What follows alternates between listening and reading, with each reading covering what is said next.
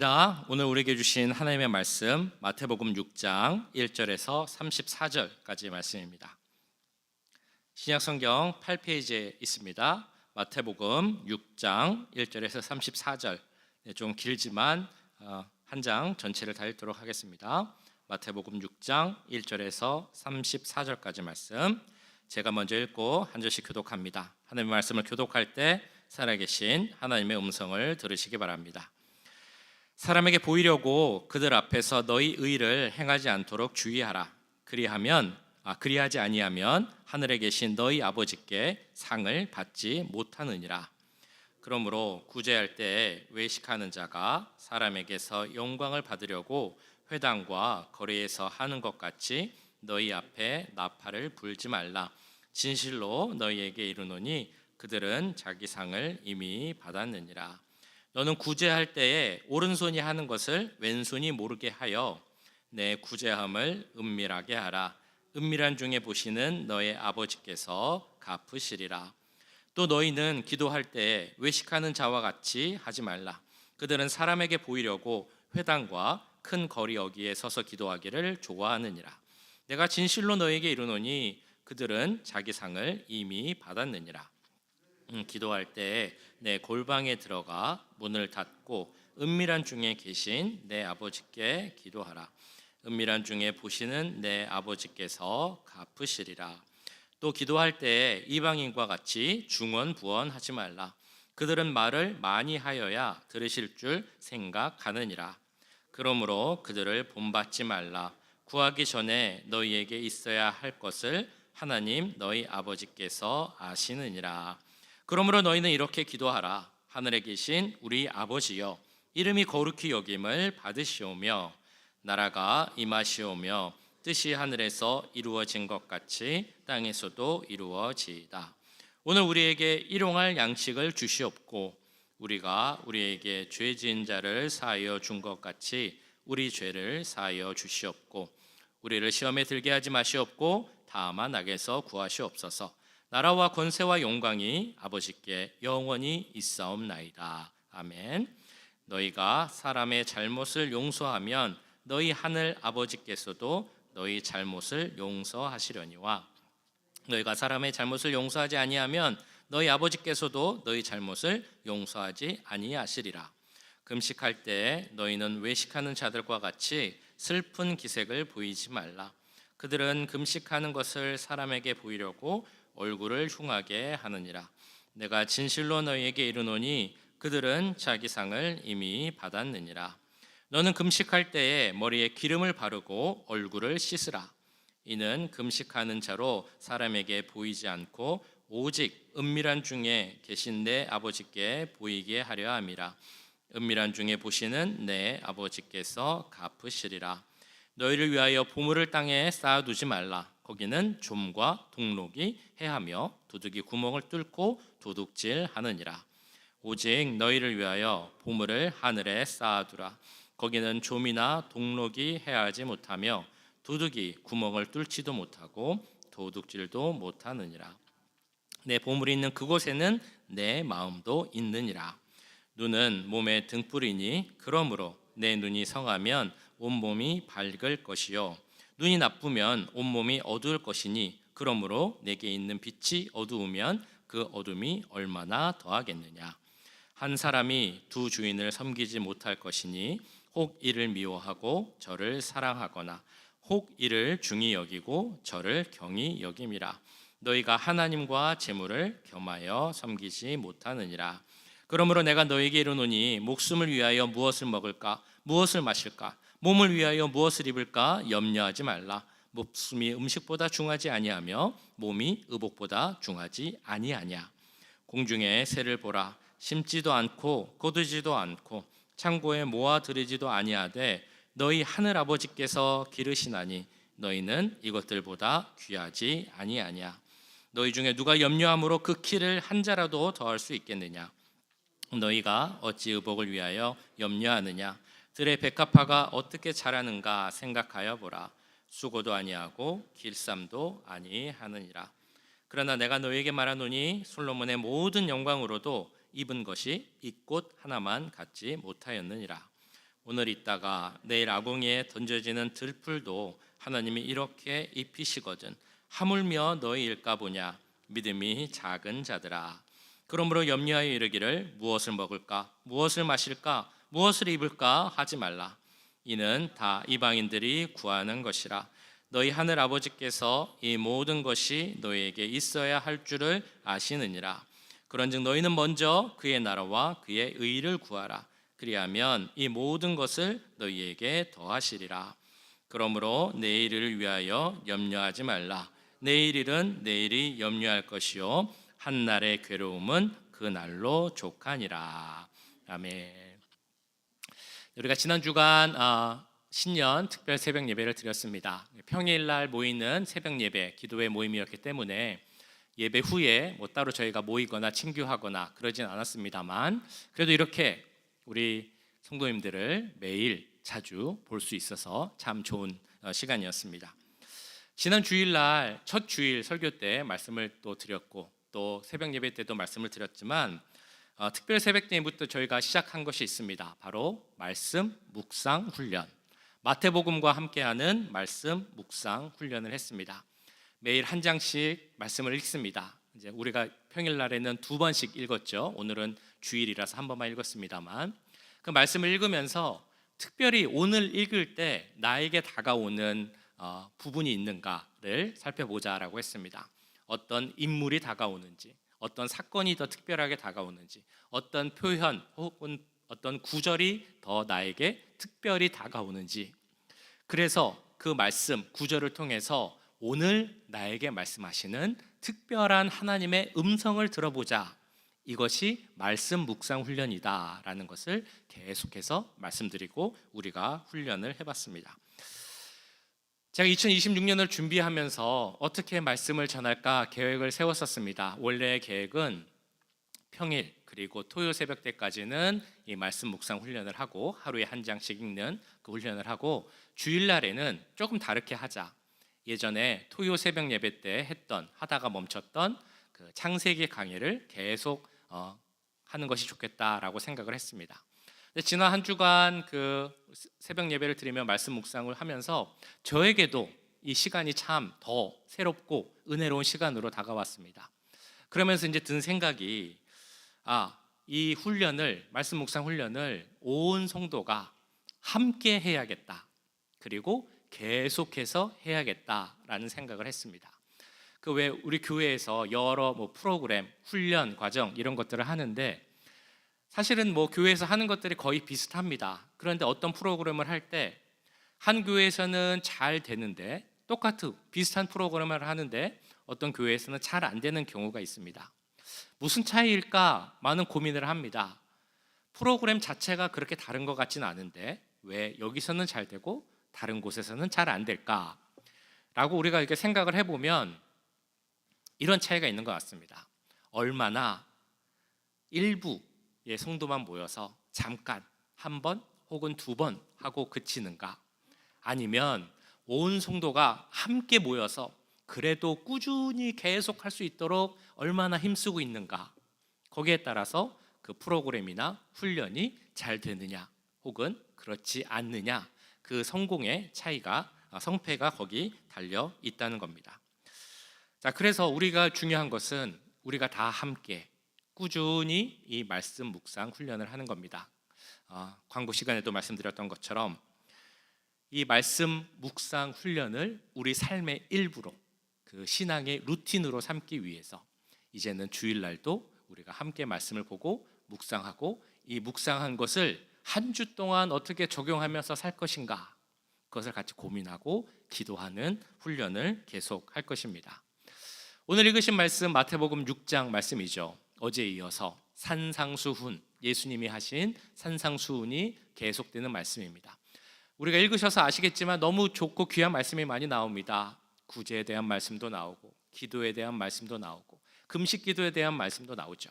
재물에 대한 말씀, 염려에 대한 말씀 너무 귀하고 좋은 말씀이 많이 나옵니다. 그래서 제가 오늘 예배 중에는 한 번만 읽은 겁니다. 왜냐하면 집에 가서 한 번 더 읽으시면서 설교 때 나눈 본문 말고 다른 본문으로 한 번 더 묵상을 해보시고 그 말씀을 통해 주시는 은혜를 한번 경험해 보시라라는 그런 의미에서 오늘 한 번만 읽었습니다. 자, 오늘 이 시간에는 잘 아시는 내용이죠. 9절부터 13절까지 나오는 예수님이 가르쳐 주신 기도, 주기도문이라고 불리는 주님의 기도를 통해서 이 시간, 이 장소에서 우리에게 주시는 어떤 하나님의 특별한 은혜가 있을까? 우리 함께 기대하며 은혜를 나누도록 하겠습니다. 혼자 하는 연극이 있습니다. 보통 우리가 그것을 모노드라마라고 하는데 어떤 교회에서 한 청년이 모노드라마를 했다고 합니다. 그 연극의 제목은 주기도문이었습니다. 주기도문이 어떻게 시작을 하냐면, 이 연극이 어떻게 시작을 하냐면 이 청년이 딱 나와서 주기도문을 딱 외치는 겁니다. 그러니까 처음에 구절을 이렇게 말을 하는 겁니다. 하늘에 계신 우리 아버지여. 자, 그러면 이제 혼자 하는 거니까 사람은 안 나오고 저 멀리서 음성이 들리는데 뭐라고 나오냐면 그래 왜 부르니? 라는 이제 음성이 저 멀리서 들려오는 겁니다. 그러면 이 주인공 연극을 하는 이 사람이 그 소리에 뭐라고 대답을 했을까요? 한번 생각해 보세요. 맞춰 보세요. 왜 부르니? 라고 했을 때 뭐라고 이 주인공이 말을 했을까요? 나 지금 주기도문 하고 있잖아요. 방해하지 마세요. 이렇게 말을 했다는 겁니다.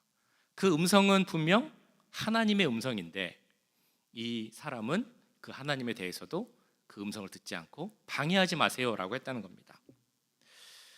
너 지금 나 부르고 있는 거잖아 라고 다시 소리가 들립니다. 그랬더니 이 주인공이 왜 자꾸 방해하세요? 나 지금 기도하고 있다니까요. 주님이 가르쳐 주신 주기도문 하고 있어요 라고 이야기를 했다는 겁니다.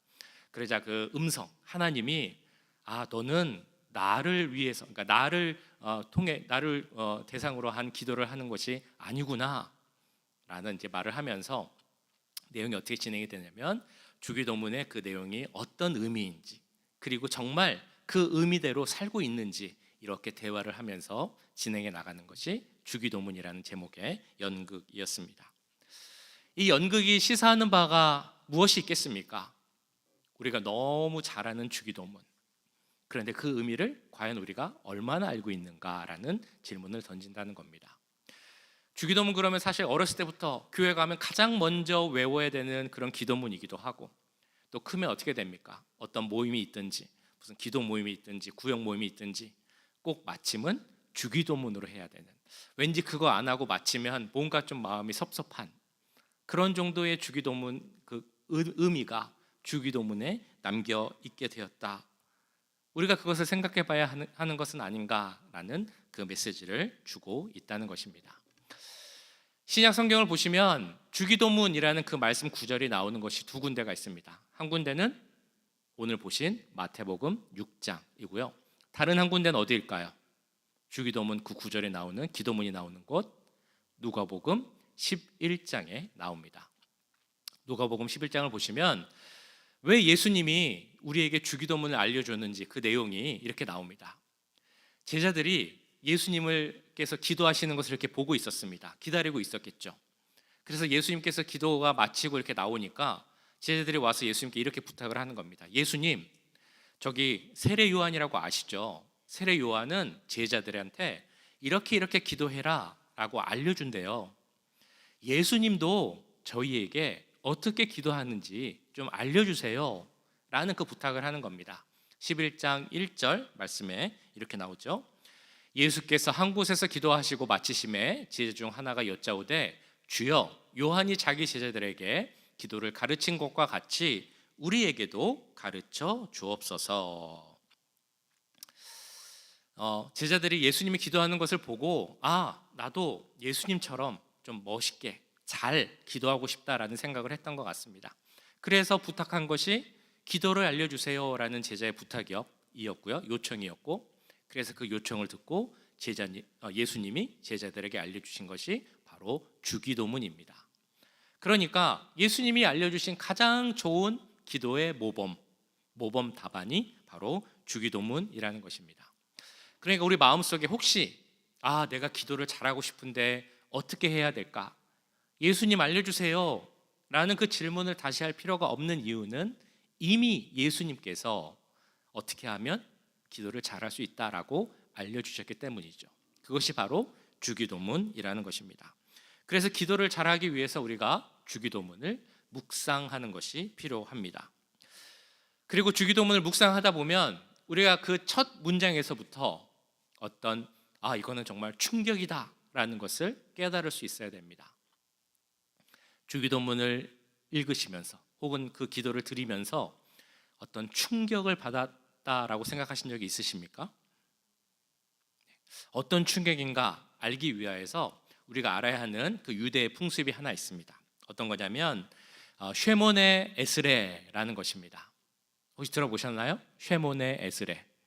같이 읽어볼까요? 자, 시작. 쉐몬의 에스레.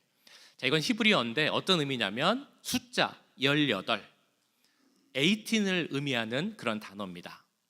왜 저런 숫자가 붙어 있느냐? 유대인들이 아침, 점심, 저녁으로 기도하는 딱 쓰여진 기도문이 있습니다. 18가지의 기도문이 있는데 유대인들이 아침에, 점심에, 저녁에 하루에 3번 이 기도문을 읽는 겁니다.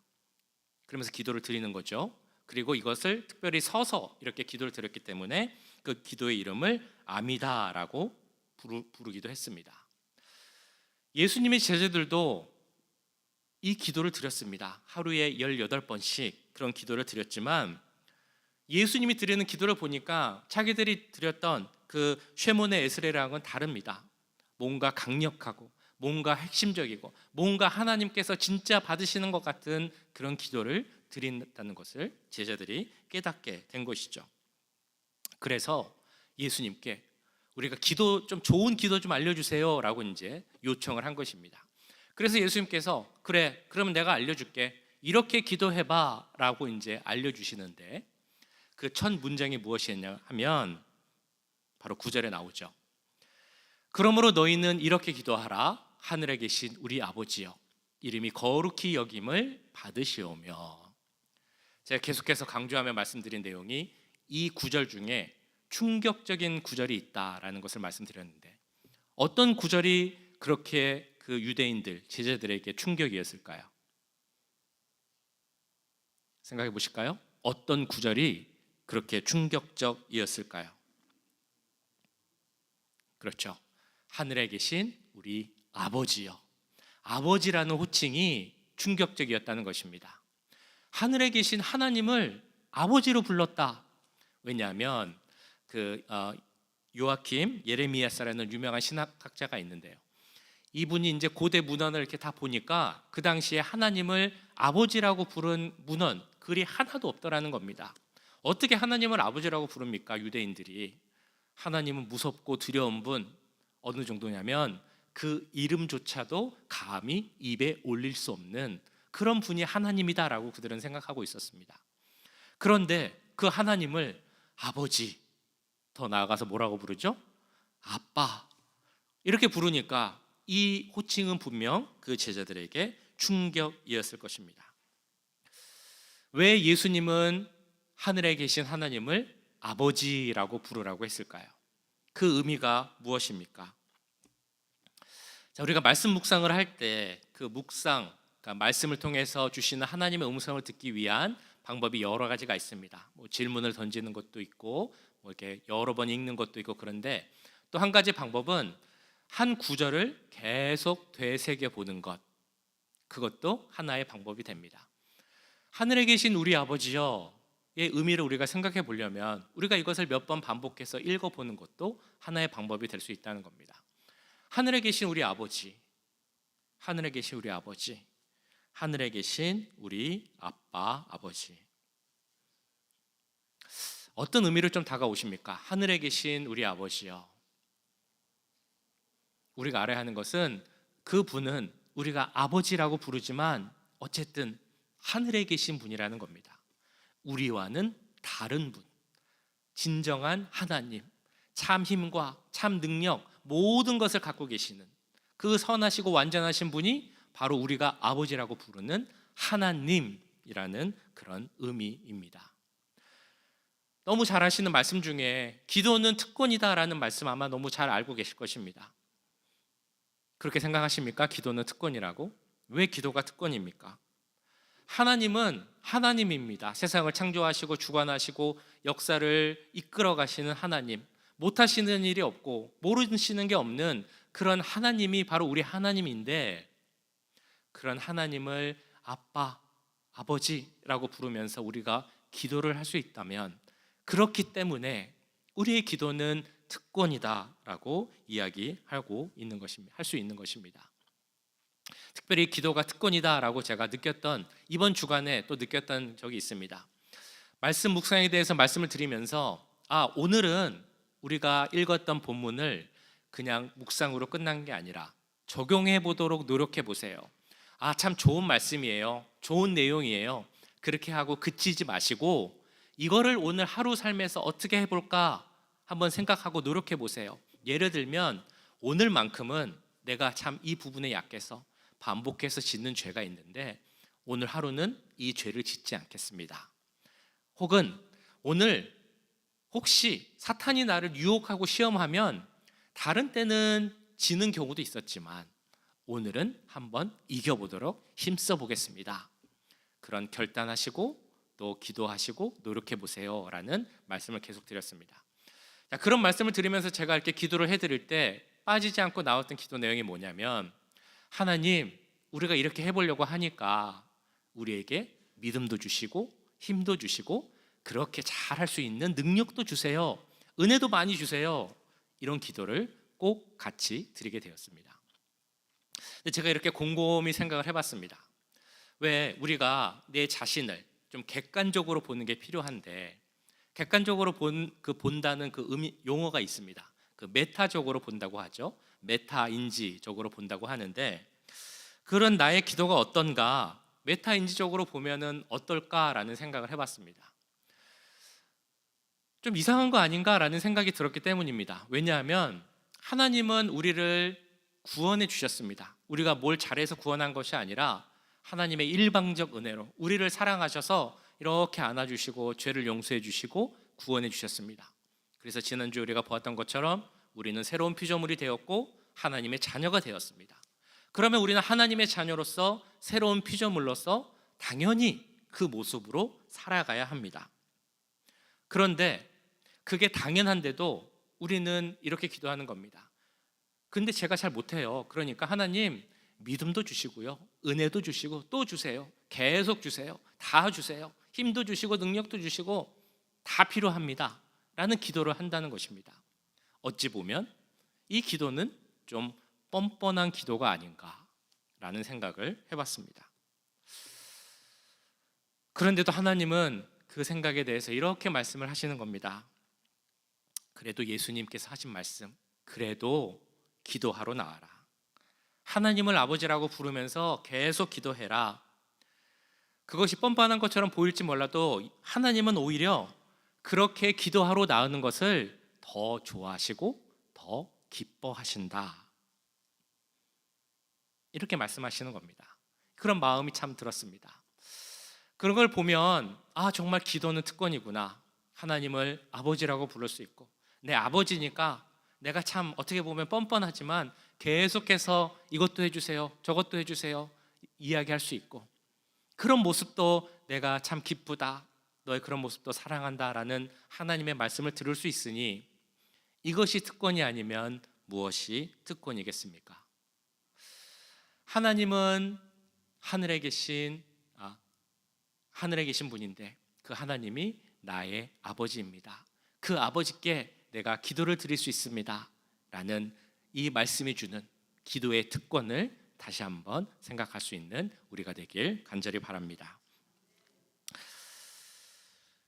그런데 제가 이렇게 기도는 특권입니다 라고 이렇게 쫙 설명을 드리면 이제 아마도 마음속에 이런 생각이 드실 겁니다. 그래, 맞아, 특권이지, 열심히 해봐야지 라는 생각이 마음 한편에 드심과 동시에 또 어떤 생각이 들겠습니까? 내가 그걸 잘 아는데, 그렇게 해야 되는 거 아는데 참 쉽지 않아, 부담스러워, 어떻게 해야 될까라는 생각이 들 수도 있습니다. 기도가 특권이라는 것을 알면서도 기도가 참 어렵다라고 생각하시는 데는 여러 가지 이유가 있겠지만 그 중 하나가 이 이유가 아닐까 생각을 해봅니다. 나는 하나님께 나와서 이거 필요해요, 저거 필요해요 라고 구해야 되는데, 하나님이 기뻐하시는 기도는 그런 기도가 아니라 뭔가 좀 하나님이 원하시는 것, 좀 좋은 것, 높은 수준 높은 것, 이런 것을 기도해야 하나님이 좋아하시지 않을까라는 생각이 들기 때문입니다. 우리가 실제로 구하는 것은 무엇입니까? 하나님, 우리 건강하게 해주세요. 경제적으로 어려움 없게 해주세요. 또 우리 자녀들 잘 되게 해주세요. 살아가는데 문제 없이 평안하게 해주세요. 혹시 어려움이 생기면 하나님이 그 문제 빨리빨리 해결해 주세요.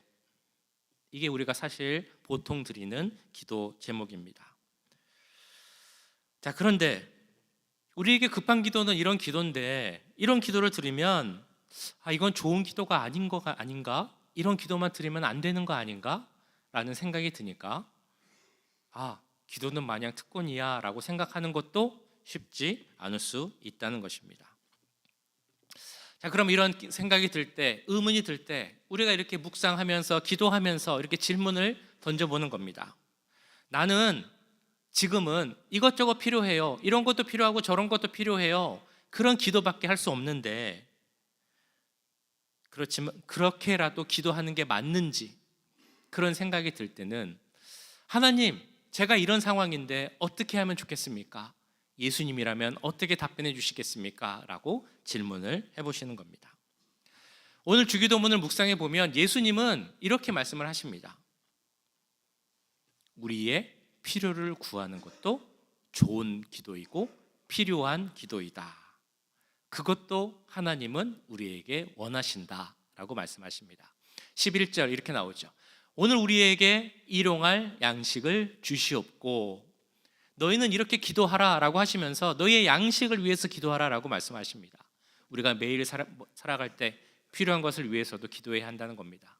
여기서 양식은 물론 음식을 의미하는 것이 아니라, 음식만 의미하는 것이 아니라 우리가 살아갈 때 필요한 모든 것을 다 의미합니다. 건강을 위해서도 기도하고, 자녀를 위해서도 기도하고, 경제적인 것을 위해서도 기도하고, 문제 해결을 위해서도 기도해라. 그 필요한 것을 위해서 구하는 것은 나쁜 것이 아니다 라고 말씀하십니다. 이어지는 구절에서는 이렇게 말씀하시죠. 우리가 우리에게 죄 지은 자를 사하여 준 것 같이 우리 죄를 사하여 주시옵고, 우리를 시험에 들게 하지 마시옵고, 다만 악에서 구하시옵소서. 자, 이 내용은 우리가 지난 한 주가 보았던 마태복음 그 앞장에서도 나오는 내용이기도 합니다. 우리가 참 여러 가지로 고민을 합니다. 내 마음속에 분노가 있고 화가 있고 상처가 있는데 이것을 어떻게 해야 되나? 이 모든 것들을 다 없애주시고 화해하게 해주시고 용서하게 해주시옵소서. 시험에 들게 하지 마시옵소서. 시험이 있고 유혹이 있어도 그 유혹에 넘어가지 않게 하여 주옵소서. 죄로 넘어지지 않게 하여 주옵소서. 그 모든 것을 이길 수 있는 믿음도 주시고 은혜도 주시고 힘도 주시고 능력도 주옵소서. 이 내용이 어떤 내용입니까? 아까 조금 전에 제가 말씀드렸던 정말 우리가 다 달라고 하면 너무 뻔뻔한 기도 아닙니까? 라고 했던 그 기도의 내용과 같습니다. 그런데 예수님께서 그런 내용으로 기도해라 라고 말씀하고 있는 것입니다. 예수님은 우리에게 뭐라고 말씀하시냐면, 필요한 것 구하는 기도 나쁜 것이 아니고 우리에게 나와서 일단 필요한 것을 구하는 기도를 해라 라고 지금 말씀하고 계신 것입니다. 왜냐하면 그 필요를 채워줄 수 있는 분은 우리 하나님밖에 없기 때문입니다. 그리고 그 필요를 채워주는 과정을 통해서 우리가 하나님이 어떤 분인지 알게 되고, 그리고 하나님의 역사를 경험할 수 있게 됩니다. 그러면 더 나아가서 어떤 것을 기도하게 되냐면, 하나님의 영광을 구하는 기도, 하나님의 거룩함을 나타내는 기도, 더 나아가서 하나님의 나라와 그 의를 구하는 기도까지도 우리가 드리게 될 줄 믿습니다. 이 질문을 갖고 제가 계속 묵상을 해봤습니다. 왜 예수님께서는 힘들고 부담스러운 기도를 이렇게 친절하게 가르쳐 주시면서 그래도 기도해라 라고 말씀하셨을까? 왜 우리가 편하게 기도하게 하시는 것이 아니라 좀 부담스럽게 힘들게 그런데도 기도해라 라고 하셨을까? 제 마음속에 드는 생각은, 사실 우리는 기도할 수 없다는 겁니다. 기도할 자격도, 기도할 모습도, 능력도 없는 분입니다. 하나님은 우리와 다른 분이고 존재가 다르고 품성이 다른 분이기 때문에 우리가 하나님께 기도할 수는 없는 겁니다. 그런데도 우리에게 기도할 기회를 주셨다는 것이죠. 기도만 해라.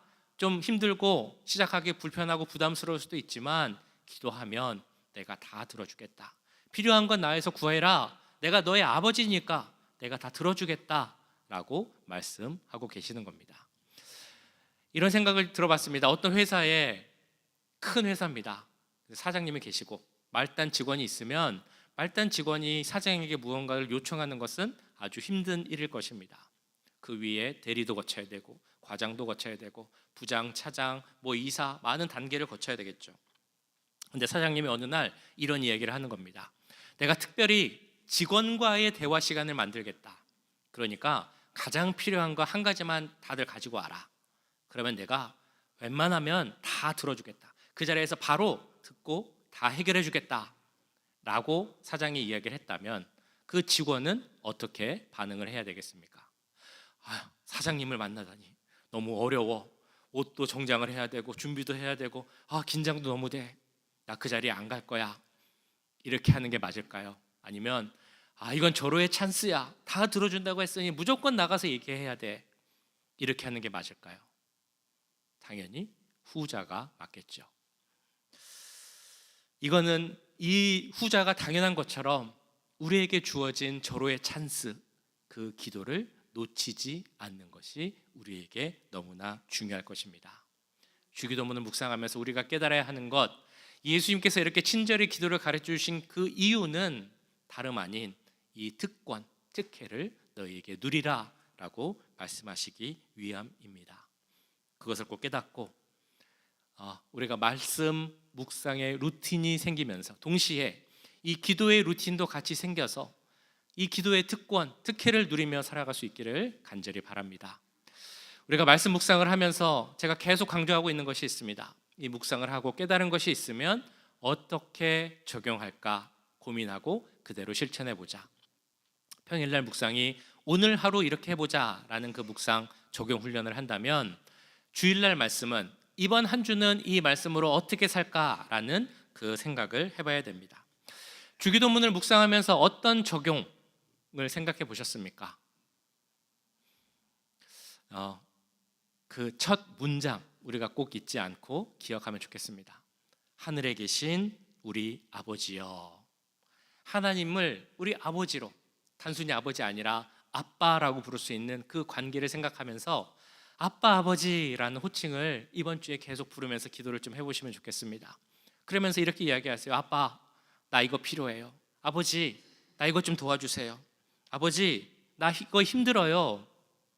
예수님께서 그렇게 구해도 된다고 하셨으니까 그렇게 기도하면서 우리의 기도를 들으시는 하나님이 어떻게 역사하시는가 경험하는 한 주가 되면 좋겠습니다. 혹시 그것도 힘드시면 주님이 가르쳐 주신 그 주기도문, 그것을 아침 저녁으로 이렇게 기도를 하시면서 맨 마지막에 나오는 말씀이죠. 나라와 권세와 영광이 아버지께 영원히 있습니다. 이렇게 고백하는 것만으로도 우리 삶에 그 말씀의 능력이 나타나게 될 줄 믿습니다. 묵상훈련 함께 하시면서 매일매일 나타나는 그 말씀의 능력을 경험하며 살아갈 수 있는 우리 모두가 될 수 있기를 간절히 축원합니다.